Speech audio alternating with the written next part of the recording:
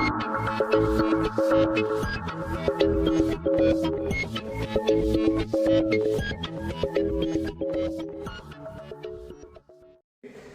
ही स्वयं का वास्तविक शत्रु है। इसमें जो जो आने थे वर्ड जिनकी डेफिनेशन आनी चाहिए वो तो आनी थी दार्शनिकों की, उसके बाद आनी थी स्वयं की, उसके बाद आनी थी कि भाई जो वास्तविक शत्रु क्या होता है, जो सबसे ज्यादा इस डिबेट में आखिरी है वो चीज जो कि वास्तविक शत्रु, जिसपे पूरा जो डिबेट है क्वेश्चन आंसर्स में आते हैं उसके रिलेटेड घुमा है। स्पीचेस में तो अपना अलग चल रहा था, चलिए मैं स्पीचेस पे आता हूँ। अब जो नेता है वो आती है भाई व्यक्ति क्या है, व्यक्ति जो है वो कैसे डिसीजन लेता है, एनालाइज कैसे करता है, वो करता है भाई जो तीन चीजों के द्वारा, मन, शरीर और विवेक, इन चीजों को तीन चीजें मिलकर डिसाइड करती हैं। इनका ये मानना था कि तीनों चीजें अलग हैं और तीनों चीजें मिलकर डिसाइड करती है। और फिर जो इंसान के दुश्मन माने जाते हैं अपने ग्रंथों में, क्रोध, ठीक है, जेलसी और घृणा और अहंकार, इन सब चीजों को बताती है। और फिर एक और चीज बोलती है ट्रॉमा के बारे में, ग्रीड वगैरह के बारे में बताती है कि कैसे ये सब चीजें हमारे मन के द्वारा आती हैं और ये सब हमें नुकसान पहुंचाती हैं। बस मैं आपसे ये बोलना चाहूंगा, आप लोगों ने एक चीज मिस कर दी जो कि थी वास्तविक शत्रु की एक ठोस डेफिनेशन। अब मैं आपको बताना चाहूंगा कैसे आप दे सकते थे। भाई वास्तविक शत्रु एक वो हो सकता है, आप जो डेफिनेशन दे सकते थे, वास्तविक शत्रु वो होता है जो हमको इस तरह से नुकसान पहुंचाए जो हमारे विवेक को हानि पहुंचाए। समझ रहे हैं? वो हमारा वास्तविक शत्रु है। शत्रु कोई भी हो सकता है, शत्रु जो हमको आम नुकसान पहुंचा रहा है, लेकिन वास्तविक शत्रु वो जो हमको नुकसान पहुंचाते रहे जब तक हमारा विवेक खत्म ना हो जाए। या आप डेफिनेशन देते तो आपके वक्तव्य के साथ काफी अच्छे से जाती है। अब विपक्ष आता है तो विपक्ष एक बढ़िया डेफिनेशन देता है वास्तविक शत्रु की, कि असल शत्रु जीवन में हमको रोक रहा है। जो एक वास्तविक शत्रु वो असल शत्रु है जो जीवन में हमको रोक रहा है और जो हमको हानि हमेशा पहुंचाएगा। उनका एक वक्तव्य रहा था। उन्होंने भगवान को भी बताया, दार्शनिकों को भी बताया, आप समय की कमी है इस वजह से मैं एक चीज को नहीं दोहराऊंगा। उन्होंने एमिटोलॉजी, ट्रिलॉजी और एडिलिस्ट प्लेजरिस्ट की बात की थी, जो कि मैं थोड़ा कंफ्यूज था, लेकिन उन्होंने कम बताया था। ट्रिलॉजी को बताया था उन्होंने कि भाई जो हमारा मीन्स डिटरमाइंस करे हमारे एंड एम तक, जो एंड एम है हम पहले उसको सोचेंगे, उसके बाद हम रास्ता डिसाइड करेंगे। ऐसा नहीं हम पहले रास्ता डिसाइड कर लेंगे और एंड डिसाइड कर लेंगे, इनका ये कहना था। ठीक है, उसके बाद एक प्लेजर पेन वाली बात करते हैं जो कि पक्ष ने उठाई थी कि जो प्लेजर पेन है ना वो हमारे जीवन का हिस्सा है। जीवन का हिस्सा कैसे है कि भाई अगर हमको प्लेजर फील हो रहा है तो हमको पेन फील हो रहा है, तभी हम उनमें डिफरेंशिएट कर पा रहे हैं। समझ रहे हैं? जब तक हम ये पक्ष नहीं बोला, विपक्ष नहीं बोला, मैं खुद से बता रहा हूं कि जब तक हम कड़वा फल नहीं खाएंगे तो हमको मीठे फल का स्वाद कैसे पता चलेगा? साधारण सी बात है। जब तक हम दर्द नहीं झेलेंगे तो हमको उसका स्वाद कैसे पड़ेगा? और फिर विपक्ष ये कहना चाहता था कि भाई हमको एक गलत से पता चलेगा प्लेजर पेन की वजह से। दुश्मन नहीं है हमारे, ये हमारे हिस्सा है। विपक्ष जो है ना उसको एक्सेप्टेंस दिलाता। आप बोल रहे थे कि भाई जो क्रोध वगैरह ये सब चीजें है ना, आप इनको आइसोलेट कर रहे थे अपने इंसान से, और जो विपक्ष है उसको एक्सेप्टेंस दिलाता। क्या बोलेंगे कि भाई हमारे शरीर का हिस्सा है जो कि जीवन के लिए बहुत ज्यादा महत्वपूर्ण है और इनके बिना हमारा जीवन अधूरा रहेगा। इन्होंने एक शब्द का इस्तेमाल किया था, एक जिंदा लाश रह जाएगा इंसान। ठीक है, और मन ही ओरिएंट करता है, उन्होंने काफी कुछ बोला था। उसके बाद जो डीपीएम आती है, डीपीएम की नया पॉइंट्स आती है। उनका एक जो बहुत अच्छा पॉइंट लगा था मुझे सुसाइड वाला पॉइंट, कि अगर भाई वास्तविक शत्रु है वो सुसाइड क्यों करता है? एक व्यक्ति इसलिए सुसाइड कर रहा है क्योंकि उसका मन उसको उत्तेजित करता है उस चीज के लिए। ठीक है, उसके बाद एक वगैरह का भी एग्जांपल देती है कि जब उत्तेजित करता है तो वो मन ही के द्वारा हो रहा है उत्तेजित, और जो सुसाइड करता है। तो जब मुझे इसका रिवर्टल थोड़ा लग रहा था मुश्किल होगा आना, लेकिन इसका रिवर्टल आता है। कैसे आता है? उन्होंने ये नहीं बोला कि सुसाइड नहीं करता एक व्यक्ति खुद के मन से। उन्होंने क्या बोला? उन्होंने उस चीज को अपने एक्सेप्ट करके दोबारा रिवर्टल लिया। क्या कि भाई अगर सुसाइड करने के लिए बोलता भी है तो रोकता भी तो है, क्योंकि इतने लोग ट्रॉमा में रहते हैं, लेकिन उसमें से कई लोग बचते भी तो हैं। कई लोग ऐसे जो गलत काम करने वाले हैं वो रुकते भी तो हैं। वो उसकी जो चाह है, उसका जो डिसीजन मेकिंग पावर कहां से आता है? मन से आता है। तो मन आपको एक जगह बचा भी रहा है। अगर मन आपको फंसा रहा है तो बचा भी रहा है। और उनकी वास्तविक शत्रु की डेफिनेशन क्या थी? उनकी ये थी भाई जो हमको सिर्फ और सिर्फ हमेशा हानि पहुंचाए अंत तक। समझ रहे हैं? ठीक है, फिर क्वेश्चन आंसर आते हैं। आपके जो उपनेता हैं डीएलओ में, जो विपक्ष के उपनेता, वो और भी काउंटर देते हैं भाई, क्रोध वगैरह का देते हैं कि ह्यूमन प्रॉपर्टी है क्रोध वगैरह, और क्रोध वगैरह कहीं नहीं सही, जरूरत पड़ती है क्रोध निकालने की, जो कि एक सत्यवाद जो आप काउंटर कर सकते हैं, लेकिन आपने किया नहीं काउंटर। और फिर चांद पे जाने का एक थोड़ा उदाहरण दिया था। तो मैं विपक्ष को तो यही बोलूंगा कि आप थोड़ा ना जो उदाहरण आधे छोड़ के जा रहे थे ना, उनको पूरे तरीके से कंप्लीट करना था, एस्टैब्लिश करना था। आपने भाई कुछ चीजें बोली, जैसे जो मैंने बताया टेक्नोलॉजी वाला, वो भी आपका एक तरीके से आप रिलेट नहीं कर पाए अपने डिबेट से, किस तरीके से आप उसको रिलेट करें और किस तरीके से आप उसका इस्तेमाल करें। ठीक है, तो आप क्वेश्चन आंसर्स पे भी आए। अच्छा, जीवन का उद्देश्य आप बीपीएम से पूछते हैं कि भाई जीवन का उद्देश्य कहां से आएगा, तो आप बोलती है भाई मन से आएगा।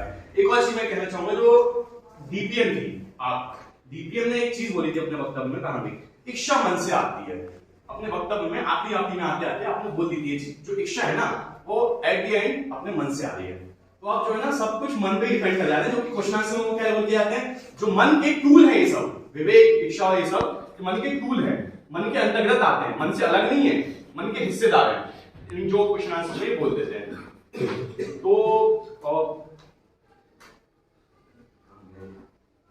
हाँ, उपनेता से क्वेश्चन पूछे जाते हैं भाई, तो डीएलओ से पूछे जाते हैं भाई ड्रग्स वगैरह जो खरीद रहा है और उनको आप डिलीट करना चाह रहे थे, पक्ष है वो विपक्ष को ये डिलीट करना चाहता है कि भाई दूसरा व्यक्ति हमारे लिए जैसे नुकसान पहुंचा रहा है वैसे हम भी खुद के लिए नुकसान पहुंचा रहे हैं। जैसे आपने एक ड्रग का एग्जांपल दिया था, पेपर लीक का एग्जांपल दिया था, तो उसमें उन्होंने बोल दिया भाई दूसरा व्यक्ति हमारे लिए नुकसानदायक हो सकता है लेकिन वो खुद के लिए तो फायदा कर रहा है, खुद को तो उसको पैसा कमा रहा है, तो आपका जो काउंटर था वो सफल नहीं रह पाया। और इन सब चीजों के चलते जो एक मेन पॉइंट था जो कि था वास्तविक शत्रु वाला, अगर आप उस पे मेरे जैसे डेफिनेशन जैसा मैंने आपको बताया कि भाई जो हमको वास्तविक रूप से एंड में नुकसान पहुंचाना चाह रहा हमारे जो विवेक खत्म करना चाह रहा तो वो आपको थोड़ा ज्यादा फायदा कर सकती थी, आपके जो काउंटर्स थे वो थोड़ा उनका वेटेज बढ़ जाता।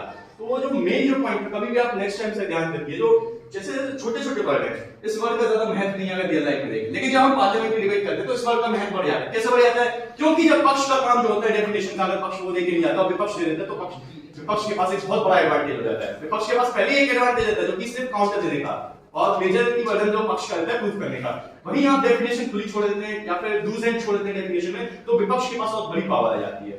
तो मैं यही कहना चाहूंगा अगर आप डेफिनेशन अपनी सुधार दें तो आपका वक्तव्य भी ना जो है ना मॉडिफाई होते जाता है, उसके साथ साथ आपके क्वेश्चन आंसर भी उसी के साथ साथ मॉडिफाई होते हैं। जब मॉडिफाई होते हैं तो बेटर क्वालिटी ऑफ क्वेश्चंस निकल के आते हैं, क्योंकि जो क्वालिटी ऑफ क्वेश्चंस आए वो डीपीएम और डीओएलएस से पूछे गए थे, जब ये जो second round of question answers था उसमें ज्यादा क्वालिटी क्वेश्चंस नहीं है।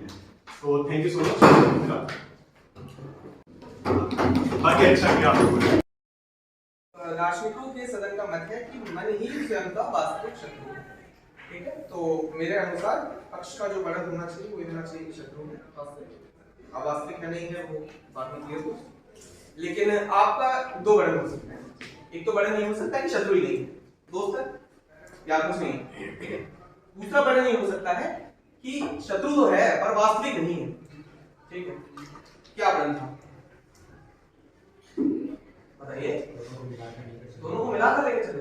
अच्छा चलिए, तो विपक्ष के नेता आते हैं, वो कहते हैं नहीं शत्रु नहीं है, मित्र है, सब कुछ बढ़िया ही बढ़िया करता है।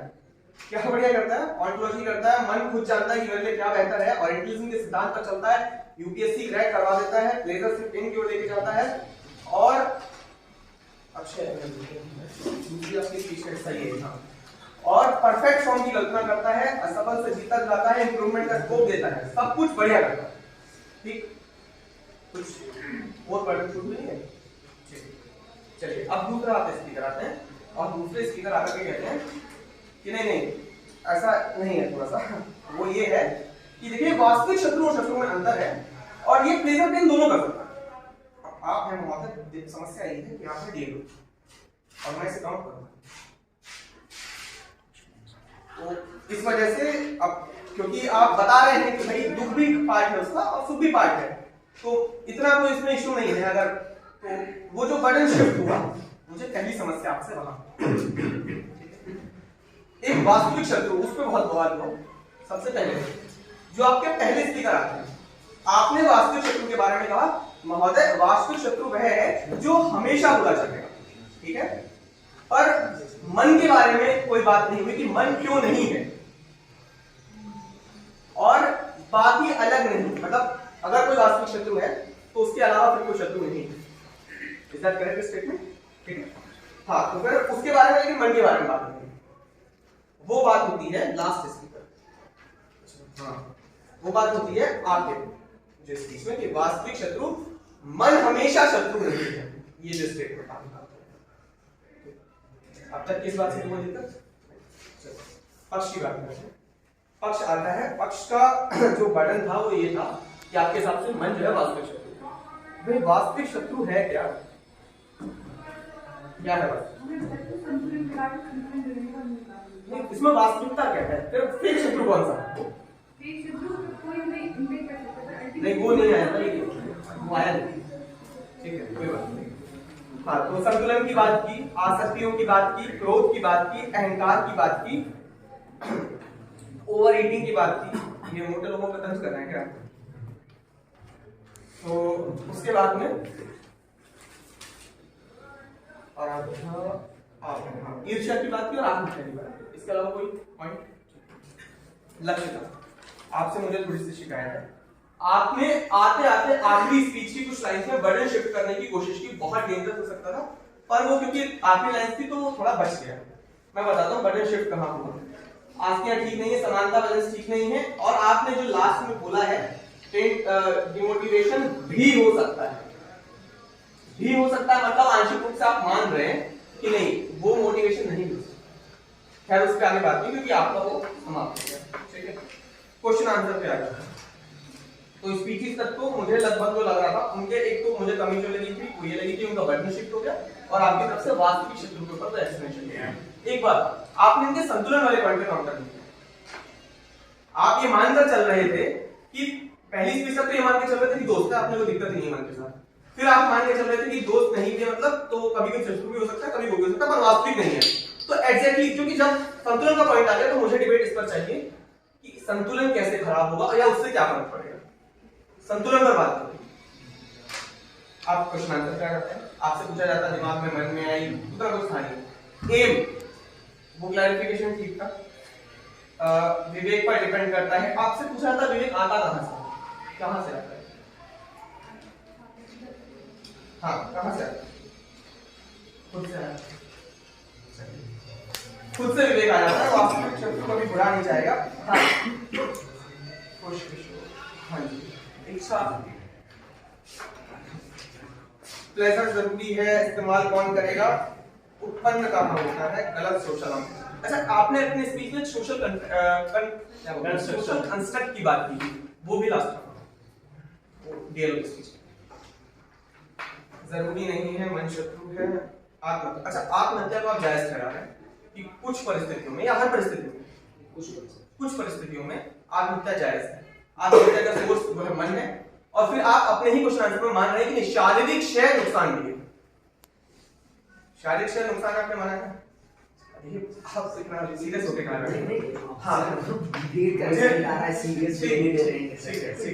शारीरिक क्षय क्योंकि नुकसान है, आत्महत्या का ओरिजिन इच्छा से है, और वो इच्छा मन में लाई है, और मन आपके हिसाब से पैराडाइम में शत्रु हो नहीं सकता।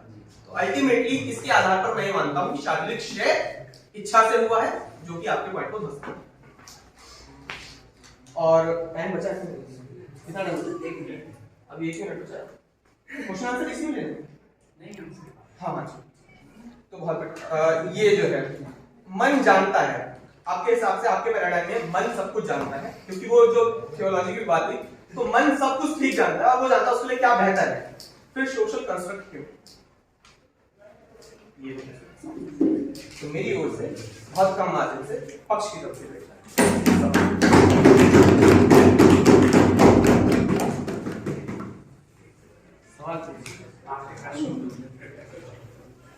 मेरा प्रश्न है कि वास्तविक शत्रु के वास्तविक विरोधी जो मूल कारण है उसको हम लोग किसके लिए सिखाएंगे? नहीं आपने जो बोला ना मूल कारण है वो अपने बाद में बोला।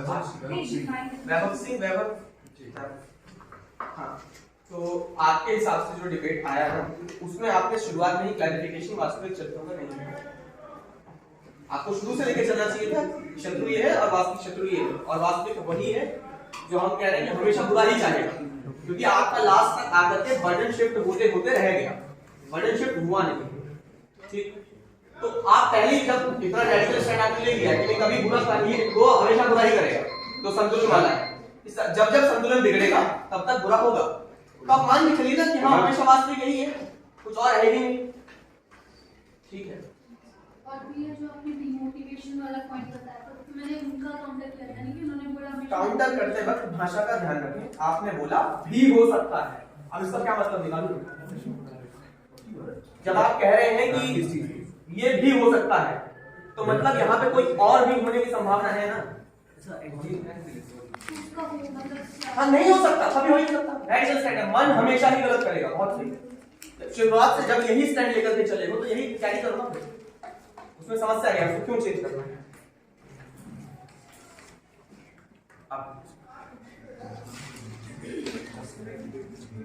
जो पक्ष की पहली नेता आती है वो अपनी बहुत स्ट्रॉन्ग स्पीच स्टार्ट करती है, जो माइंड एंड बॉडी का डुअलिज्म वाला प्रिंसिपल है उसको ट्रिलिज्म उसमें नया एंगल विवेक लाती है।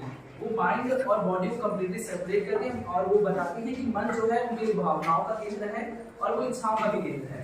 वो पहली स्पीच के पहले ही पॉइंट पे बहुत जोर फोकस करती हैं कि विवेक तार्किकता को प्रधानता देता है, लॉजिक्स को प्रधानता देता है और उसमें भावनाओं का स्थान नहीं होता है। उसके बाद उनका दूसरा बिंदु ये होता है कि निर्णय व्यक्ति के लिए क्या सही है, उसके शरीर के लिए क्या सही है, वो निर्णय से करेगा। वो निर्णय में भावनाओं का स्थान नहीं होना चाहिए, क्या उचित है क्या अनुचित है भावना नहीं तय करेगी। मुझे लगता है आप उनकी डिबेट में अपनी स्पीच में बहुत सारे पॉइंट्स लाते हैं, लेकिन आप उनकी स्पीच का पहला जो पॉइंट है उसी को नहीं काउंटर करते। दूसरी बात, वो मन, विवेक और शरीर को तीनों को सेपरेट बताते हैं और उनका एक बहुत अच्छा आर्गुमेंट जो आता है वो आता है बैलेंस वाला, कि आप जब मन, शरीर और तीनों को बैलेंस करेंगे वो उनके लिए बेटर है। और वो उस बैलेंस के फैक्टर में विवेक को प्रधानता देती हैं कि विवेक उस चीज को बैलेंस कर रहा है ना कि मन बैलेंस कर रहा है। इसी के उसमें वो बहुत सारे एग्जांपल्स देती हैं और वो बोलते हैं कि नुकसान अगर हो रहा है वही हमारे लिए असंतुलन बना रहा है और संतुलन ही हमारा शत्रु है।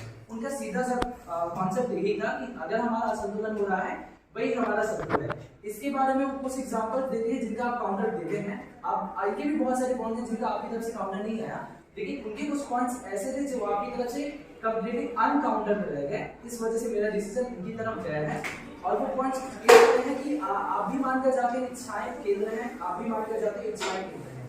इनके जो पक्ष के वक्ता आते हैं वो बोल करके जाते हैं कि इच्छाएं लिमिटलेस हैं, इच्छाएं मनुष्य के अंदर बढ़ती जाती है, बहुत सारी इच्छाएं, लेकिन उन इच्छाओं में कौन सा उसके शरीर के लिए अच्छा है वो कौन तय करेगा, वो विवेक तय करता है। और विवेक में उन्होंने बोला कि भावनाएं प्रधान नहीं होती हैं। इसके लिए उन्होंने अहंकार, क्रोध, सेक्सुअल डिजायर, दुखी आदि सारे एग्जांपल्स ऐड करते हैं कि कैसे जो भावनाएं हैं वो भावनाएं इन चीजों को एसोसिएट करती है मन से। और जब तक आपके विवेक का कंट्रोल है आपके ऊपर, तब तक आपका बॉडी का बैलेंस बना रहेगा और वो बैलेंस बना रहेगा तो हमारा शत्रु नहीं है। क्योंकि जो मन है वो जब हावी हो जाएगा, क्योंकि मन चाहता है ओवर पावर करना, आप विवेक से कंट्रोल कर पाते हैं। तो इसलिए जो मन है वो उनके लिए शत्रु क्योंकि इनबैलेंस बनाता है। इससे बहुत जो उभर के रीजनिंग आती है, आप अपने क्वेश्चन आंसर आपने एक चीज बोल करके जाते हैं कि जिस व्यक्ति को ज्ञान नहीं है, पहले से ज्ञान नहीं है, आपने क्वेश्चन आंसर आपने बोला कि जिस व्यक्ति को ज्ञान नहीं है उसका सोशल कंस्ट्रक्ट उसके ऊपर अप्लाई किया जाता है। तो उत्तर देते हैं कि अगर उसके पास विवेक है तो वो उस चीज पे एक्नॉलेज कर पाएगा, लेकिन अगर उसके पास विवेक ही नहीं है, क्योंकि अगर आपके अनुसार वो ज्ञान नहीं है उसके पास, वो अगर लॉजिक्स नहीं लगा पाता, वो उन्हीं इमोशंस के ड्रिवन फोर्स में बेहतर चलेगा जो कि उसके लिए नुकसान है। एक इनका जो बहुत अच्छा एग्जांपल था, इनके अच्छे एग्जांपल वो आत्महत्या वाला एग्जांपल था, जिसका मुझे लगता है आपकी तरफ से कोई काउंटर आपने दिया काउंटर की आत्महत्या करना कई बार सही है, वो हम जस्टिफाई भी करते हैं। लेकिन उनकी तरफ से जो प्रश्न था, जो पहला बिंदु था, इसके जब नेता पक्ष अपनी स्पीच में कोर आर्गुमेंट के रूप में इलेक्ट करते हैं तो एक बहुत इंपॉर्टेंट चीज हो जाती है। और तब जब उनका शरीर और इन चीजों को बैलेंस कर पाते हैं, आपने बोला आत्महत्या करने की बात सही है, लेकिन वो बोल रहे हैं कि इसमें तो शरीर ही नष्ट हो रहा है ना। उन्होंने क्या बोला कि आपका बैलेंस होना चाहिए, आपका विवेक, मन और शरीर बैलेंस होना चाहिए। आत्महत्या क्यों आई? क्योंकि आपके अनुसार भी आत्महत्या करने की इच्छा आई, वो भी बोल रहे हैं कि इच्छा इंपॉर्टेंट है मन में, आपने भी बोला इच्छा इंपॉर्टेंट है मन में। आत्महत्या करने का सोच क्या रहा? इच्छा रही। आपने कहा आत्महत्या कई बार कंट्रोल हो जाती है क्योंकि हमारी इच्छाएं हावी हो जाती हैं, मतलब हमारी पॉजिटिव इच्छाएं आ जाती हैं। वो बोल के जाते हैं कि आत्महत्या इसलिए कंट्रोल हो जाती है क्योंकि विवेक वहां पर हावी हो जाता है, विवेक उस चीज को बैलेंस करता है। लेकिन आपकी जो इच्छा आत्महत्या करने की, अगर इच्छा आपको आगे बढ़ने के लिए लगातार करती है, आपने बोला कि इच्छा हमारी लगातार हमें एक दिशा में आगे बढ़ने की बात कर दी है, और जब आप क्वेश्चन आंसर राउंड में ये बोल करके चले जाते हैं कि आत्महत्या करना कई बार आपके लिए सही है, तो आपके लिए निगेटिव चीजें भी आपके लिए सही हो सकती है क्योंकि वो भी आपकी इच्छाएं हैं। तो उनका ये जो पॉइंट था, पहले स्पीकर का पॉइंट था, आप पहले तो नेता विपक्ष काउंटर नहीं करते, तो नेता विपक्ष काउंटर करते, लेकिन इसका भी सॉलिड काउंटर नहीं आ पाता।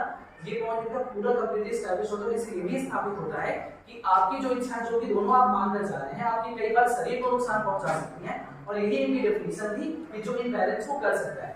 फिर एक इनका बहुत अच्छा पॉइंट आता है वो ट्रॉमा वाला, कि आपके पास मेमोरीज बहुत सारी हो सकती है, लेकिन उस मेमोरीज के साथ जो भावना एसोसिएशन जो कर रहा है वो कौन करता है? वो मन करता है। आपका मन उस भावनाओं को एसोसिएशन कर रहा है कि दुख हो रहा है, सुख हो रहा है, आप ट्रॉमा में जा रहे हैं। अगर आपको मन शत्रु नहीं होता तो आप ट्रॉमा में कभी जाते ही नहीं। इसका भी आपने डिबेट काउंटर नहीं किया। आप बहुत सारे पॉइंट मिस कर सकते हैं, लेकिन आप नेता पक्ष के बहुत सारे पॉइंट्स को अनकाउंटर नहीं छोड़ सकते हाउस में। आपने बहुत अच्छे आर्गुमेंट्स दिए, लेकिन अगर उनके पॉइंट्स अनकाउंटर रह जाएंगे तो ये भी इंपॉर्टेंट चीज हो जाती है। फिर आप जब ऑन्टोलॉजी की बात कर रहे हैं और कुणाल आपसे पूछ रहे हैं कि ऑन्टोलॉजी में एग्जिस्टेंस आता है, आप अपनी स्पीच में बोल कर जाते हैं कि क्या रियल है, उसके लिए क्या अच्छा है, ये भी ऑन्टोलॉजी का पार्ट है। ऑन्टोलॉजी में एग्जिस्टेंस क्या रियलिटी है, क्या कोरेस्पॉन्ड्स कर रहा है और उसका ऑब्जेक्टिव क्या है, उनके एंटिटीज के बीच में रिलेशन, ये सभी आता है। आप बोलिए ये भी आता है ऑन्टोलॉजी में, आप इतना डर क्यों रहे, घबरा क्यों रहे? अगर आप इनसे एक बार आप ये मानकर क्यों जाते हैं कि एक सेकंड में आपने एक जगह पर गलती की, हाँ आपने बोला कि इच्छाएं कई बार आपका भला करती हैं, आपने माना ये बात। आप जब अपनी स्पीच के दोनों वक्त आप बोल करके जा रहे हैं कि इच्छाएं भला करती हैं नहीं करती, आप मान करके जा रहे हैं पूरी थ्रू आउट द डिबेट में कि इच्छाएं आपकी बढ़ती जाती, उस पर कंट्रोल कौन है, उसके लिमिटिंग फैक्टर विवेक है आपका, है ना। आप अपनी स्पीच में भी कई बार बोले कि सही अनुचित और उचित का डिसीजन कौन ले, आपका विवेक करता है ना। तो आपको ये नहीं बोलना कि इच्छाएं अच्छी हैं, आपने एक काउंटर कॉन्ट्रडिक्शन किया काइंड ऑफ, कि आपको नहीं बोलना इच्छा, आपको इच्छा बताना था कि इच्छा तो बहुत सारी हैं, आप भी जवाब मेरे लिए इच्छा तो बहुत सारी है, कौन सी चूज करेंगे हम तय करेंगे ना, विवेक तय करेगा मेरा। अगर मेरा विवेक नहीं तय कर पा रहा है भले मेरी इच्छाएं हावी हैं और वही तो मन है मेरा, तो आपको इस चीज से बचना पड़ेगा। आप ऐसे अपने साइड को एकदम फ्लिप नहीं कर सकते। तो मुझे लगता है आपने ये बहुत सारे पॉइंट्स के काउंटर नहीं किए और आपकी जो इच्छा वाली डेफिनेशन थी वो इच्छा वाली डेफिनेशन इन्हीं के रीजन में ओवरलैप हो गई, क्योंकि जब ये बोल करके जा रहे हैं कि ठीक है हम मान लेते हैं आपके बहुत सारे पॉजिटिव काम की भी इच्छाएं आ रही हैं, इच्छाएं बहुत सारी हैं, लेकिन वो पॉजिटिव होगी नेगेटिव होगी, उसका क्या इम्पैक्ट पड़ेगा वो मेरा विवेक तय करेगा, जो कि ये अपने पॉइंट्स में एस्टैब्लिश करके जाते हैं। और एक बहुत इंपॉर्टेंट बात है कि जब आपसे क्वेश्चन आंसर राउंड में पूछ रहे हैं कि एक व्यक्ति है जो ड्रग्स बेच रहा है सामने वाले को, आप ऐसे जवाब नहीं दे सकते कि मुझे दूसरे व्यक्ति से कोई मतलब नहीं है। This is a very kind of rude behaviour, rude. आप पार्लियामेंट्री डिबेट में ऐसा नहीं कर सकते, आपको जवाब देना पड़ेगा। उनका प्रश्न बहुत अच्छा था और वो ये था कि आपकी इच्छा है आपको धन कमाना है, आपकी इच्छा आपको धन कमाना है, इसलिए आप सामने वाले को ड्रग्स बेच रहे हैं। उनका अगला क्वेश्चन था कि जो व्यक्ति ड्रग्स खरीद रहा है उसकी ड्रग्स लेने की इच्छा है, आसक्त है, उसके शरीर के लिए वो अच्छा है या नहीं अच्छा, आप बोलते हैं दूसरे व्यक्ति से मतलब ही नहीं है। It's a very valid question. अगर मेरी इच्छा ड्रग्स लेने की है और मैं ड्रग्स ले रहा हूँ, मान लो मेरी इच्छा ड्रग्स लेने की है, मेरे शरीर को प्लेजर भी मिलता है। उन्होंने एक जगह पे क्वेश्चन आंसर आपने थोड़ा सा कॉन्ट्रडिक्शन किया, लेकिन वो कॉन्ट्रडिक्शन मेरे इतना वैलिड नहीं रह जाता जब उनके 4 पॉइंट्स अनकाउंटेड हैं और आपकी जो इच्छा वाली पूरी परिभाषा है वो से अपने साथ लेकर के जा रहे हैं कि आपके पास बहुत सारी हजारों इच्छाएं हैं मेरे पास, लेकिन उस हजार इच्छा में मेरे लिए क्या सही रहेगा। आप एक से उन्होंने आपसे क्वेश्चन पूछा कि एक व्यक्ति रेप कर रहा है, रेप करने के लिए आप क्या क्यों कर रहे हैं, सही है गलत है कैसे पता चलेगा। आपने भी बोला कि इच्छाओं का मुख्य लक्ष्य अपनी प्रगति है, अपनी अपने सुख की प्राप्ति है, तो वो भी तो बोल रहे हैं आप गलत तरीके से भी प्राप्त कर सकते हैं। आपकी इच्छाएं पॉजिटिव हो सकती हैं, लेकिन वो गलत तरीका कौन तय करेगा, वो व्यक्ति को नुकसान देख करने के बाद वो बोले उसके बाद आपको नुकसान होगा, आपके शरीर को नुकसान होगा। तो ये सारे पॉइंट्स उनके बहुत अच्छे से एस्टैब्लिश थे और मुझे लगता है नेता पक्ष की स्पीच में बहुत अच्छे से एस्टैब्लिश है, जिसके आप लोगों के सीधे काउंटर नहीं कर सकते, इसलिए मेरे हिसाब से और मेरे हाथ में अभी 9 पर्चियां हैं। सबसे पहले पर्चियों को देख लेते हैं और इसके बाद फीडबैक की मुझे नहीं लगता कि कोई विशेष आवश्यकता है, लेकिन अपनी तरफ से इस पूरी वाद विवाद प्रतियोगिता के को सुनने के बाद जो मेरी तरफ से जो सुझाव है आप दोनों के लिए वो मैं दूंगा। लेकिन पहले मैं पर्ची से देख लेता हूँ। सबसे पहली पर्ची और इस पर्ची के अनुसार विजेता है विपक्ष।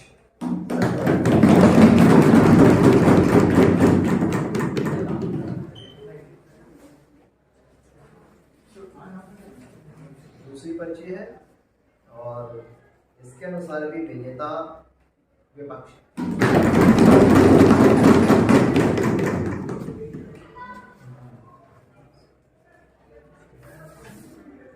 तीसरी पर्ची विजेता विपक्ष।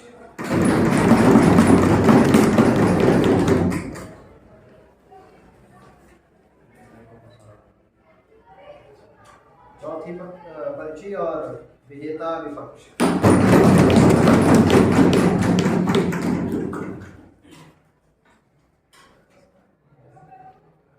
पांचवी पर्ची विजेता विपक्ष।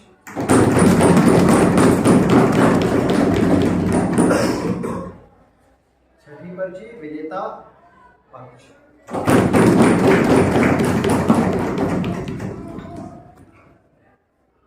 सातवीं पर्ची विजेता पक्ष।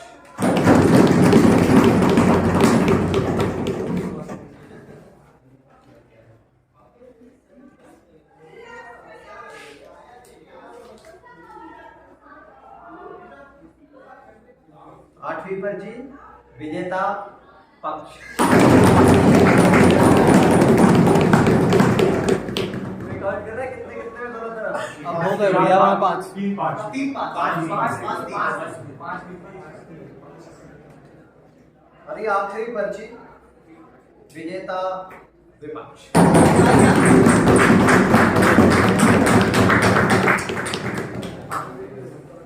देखो डिबेट का जो मेन कीवर्ड था वो था वास्तविक शत्रु।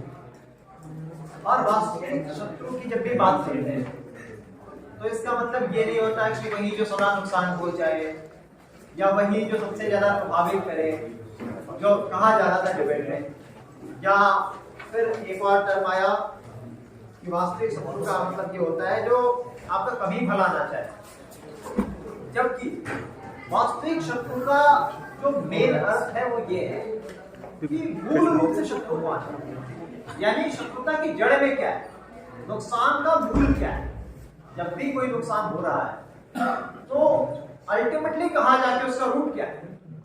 और आपको ये प्रूव करना था पक्ष को कि मन ही स्वयं का मूल शत्रु, यानी जो भी नुकसान होता है व्यक्ति के जीवन में, जो भी कष्ट होता है व्यक्ति के जीवन में, जो भी परेशानी होती है व्यक्ति के जीवन में, जो भी चिंता है, जो भी जितना भी नकारात्मक चीजें हैं, वो अंततः मन से ही निकली है या मन ही कारण है उसका।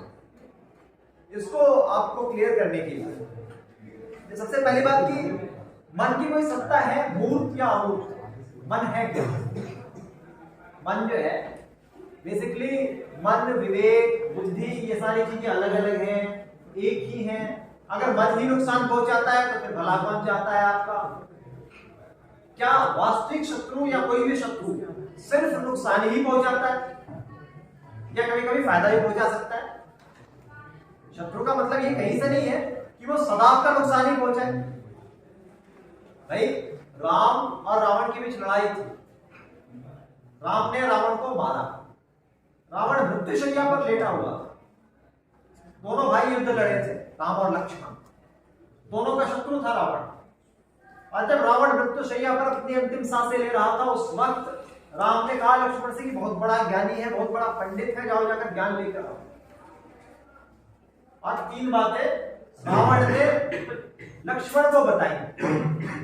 शत्रु था, बहुत बड़ा शत्रु था, ऐसा शत्रु था जिसके कारण जीवन लीला समाप्त हुई उसकी, और इसके बावजूद क्या दे रहा है, फायदा पहुंचा रहा है।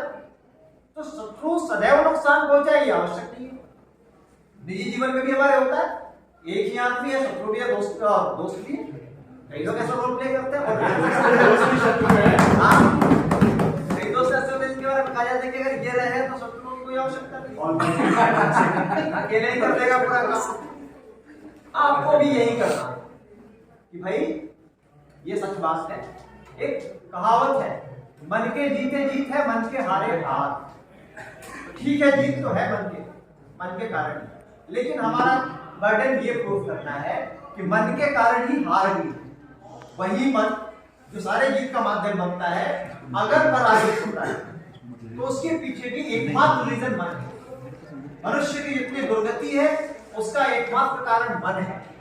गीता में लंबी बात की गई है इससे कि मन जो है उसको सामान्य रूप से कोई भी यौगिक साधना या कोई भी व्यक्ति जो स्वयं को ऊंचाइयों पर ले जाना चाहता है वो इंद्रिय निग्रह की बात करता है, इंद्रियों को वश में करे। इंद्रियां 10 हैं, 5 कर्मेंद्रिय, 5 ज्ञानेंद्रिय। गीता एकमात्र ऐसी पुस्तक है जो कहती है कि मन 11वीं इंद्रिय, क्योंकि मन का काम कर्मेंद्रियों और ज्ञानेंद्रियों के बीच समन्वय का। तो ये सारे पॉइंट्स आपकी तरफ से आने चाहिए थे कि कि आपको ये क्लियर, सबसे पहले तो आपको ये क्लियर करना था कि वास्तविक शत्रु का अर्थ ऐसा बिल्कुल नहीं है कि वो हमारा भला ना करे। हम तो ये कह रहे हैं कि अंततः जो भी रायता फैल रहा है वो मन से ही संचालित हो रहा है। आपने कोई ऐसी इच्छा की जो अप्राप्त है, कष्ट हुआ। भाई कष्ट क्यों होता है जीवन में? स्वयं के लिए स्वयं का नुकसान क्या होता है? कष्ट, संकट, पीड़ा, ये क्यों होता है? ये होता है कि आप कोई आकांक्षा करते हैं, आप कोई विषय के बारे में सोचते हैं, थॉट प्रोसेस मन में आया, फिर आप उस पर आसक्त होते हैं। आसक्त होने के बाद जो है आप उसके लिए कर्म करते हैं। कर्म अगर वांछित नहीं हुआ, फल की प्राप्ति वांछित नहीं हुई तो दुख होता है। दुख का यही प्रोसेस है ना। थॉट प्रोसेस दुख का क्या है? दुख कैसे निकलता, कैसे है? सामान्य रूप से तो होता जो है जीवन में जितनी भी परेशानियां हैं मनुष्य का पूरा जीवन किस चीज को समर्पित है? इच्छाओं की प्राप्ति के लिए तो आगे दौड़ रहा है। जिसकी कोई इच्छा ना हो ऐसा कोई संत नहीं है। जितने भी है सब लोग संत तक, त्यागी तपस्वी, सब संत की भी क्या इच्छा है? मोक्ष मिले। तो इच्छा का कारण ये मनुष्य के जीवन की जितनी भी इच्छाएं हैं वो मन से निकल रही है। सीधा सा पॉइंट था। जितनी भी इच्छाएं हैं, जितनी आकांक्षाएं, सब मन से निश्चित हो रही है। और मनुष्य का जीवन, उसकी खुशी, उसका दुख, ये सब कुछ इसी पर तय होता है कि वो इच्छाएं पूरी होंगी या नहीं होंगी। और यदि इच्छाएं पूरी नहीं होती है तो दुख होता है। इसलिए अंततः इच्छाओं को पूरा नहीं करने के कारक शत्रु नहीं हो उससे। इच्छाएं नहीं पूरी होने के कई कारक हो सकते हैं, वांछित परिणाम न मिलने के कई कारक हो सकते हैं, लेकिन वो कारक से कोई अंतर नहीं पड़ता। हमारा मन जो है बेसिकली सबसे ज्यादा दिक्कत उससे हो रही है क्योंकि मन से ही वो इच्छाएं निकली। शरीर की एक सीमा है, शरीर जो है उसकी एक लिमिट है। और मन के बारे में गीता में कहा गया कि मन लिमिटलेस है, उसकी गति अनंत है। अब प्रॉब्लम क्या होती है मनुष्य के जीवन का, हर आदमी के जीवन में, कि आप सीमित साधन वाले शरीर को असीमित गति वाले मन से संचालित करना चाहते हैं बिना विवेक के। नहीं होता ना, विवेक को आप साइड करते हैं, आपका मन, जैसे अब राजधानी एक्सप्रेस की गति जो है वो 150 किलोमीटर है, 100 किलोमीटर है, उसके बगल में साइकिल बांध दो तो जो साइकिल की हालत होती है वही मनुष्य की हालत होती है, क्योंकि वो मन की गति अनंत है, शरीर के साथ लिमिटेशन है।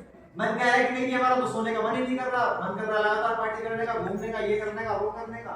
शरीर कह रहा है कि नहीं सोना तो आवश्यक है, शरीर थक रहा है। अगर आप नहीं मान रहे बात तो फिर आपको हाइपरटेंशन हो रही है, आपको ब्लड प्रेशर हो रहा है। तो अंततः मन यहीं से निकल रही है सारी चीजें, और यही पूरी समस्या का जड़। आप इस लाइन से डिबेट को अगर ले जाते और सिर्फ वास्तविक शत्रु की परिभाषा को थोड़ी ब्रॉड कर लेते तो ये डिबेट आपकी तरफ। आप लोगों ने अच्छा किया, आप लोगों ने कई जगह पर कई सारी ऐसी बातें कही जो बिल्कुल ही सही थी, लेकिन चूंकि ये लोग पकड़ नहीं पाए। जो आपने वास्तविक शत्रु की परिभाषा दी उस पर बात हो सकती थी।